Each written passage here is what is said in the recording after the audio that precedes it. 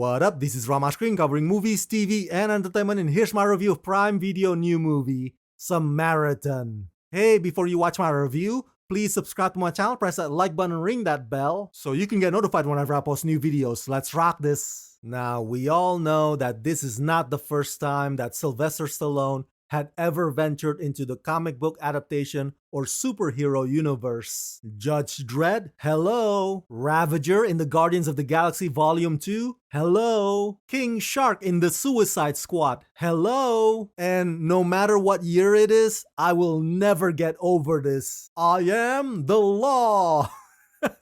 But anyway, now that I've seen the whole film, what's my verdict? Guilty because I am the law. Woo, sorry. I just had to get that out of my system. Okay, Samaritan is not too shabby for a post-apocalyptic dystopian story about a reluctant old man superhero. Samaritan is at times predictable, and just like in most Sylvester Stallone movies, the bad guys are one-dimensional. But by now, that is to be expected, right? I do, however, enjoy the fact that the setting is dark, gritty, hopeless, and bleak. The place looks like a mix of George Miller's Mad Max and Detroit City from the original RoboCop movies, where you're just begging for one guy to start kicking everybody's ass. Now, action-wise, Samaritan is not consistent because the unlikely father figure-son drama takes front and center. But when the action does happen, more than often it highlights the character's kapow factor.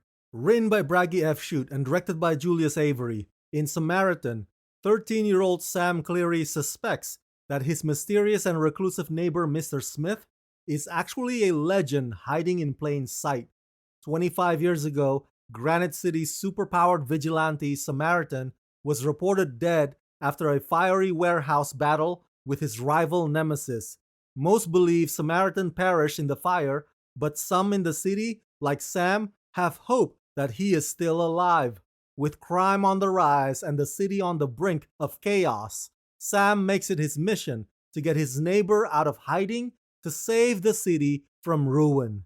Starring Sylvester Stallone, Javon Walton, Pilo Asbæk, Dasha Polanco, and Moises Arias. I want to give a shout out to composer Kevin Kiner, whose work with fellow composer Jet Kurzel on this film is astounding. Their music score is definitely one of this film's best features. It's this massive, thematic orchestral sounds with eclectic synth hybrid that reverberates across the room. I mean, without it, I don't think the film could convey to the audiences the severity of the situation that Granite City is in. Yes, Sylvester Stallone is the lead star, but equally awesome is young talent Javon Walton, who's beginning to pop up everywhere since his star-making role in Euphoria series. As the only kid holding on to hope of Samaritan's eventual return, Javon is tremendous, and much of the time, he's actually the one who drives the story forward. Now, Sly's performance is the most heartbreaking since the first Creed movie. Here in Samaritan,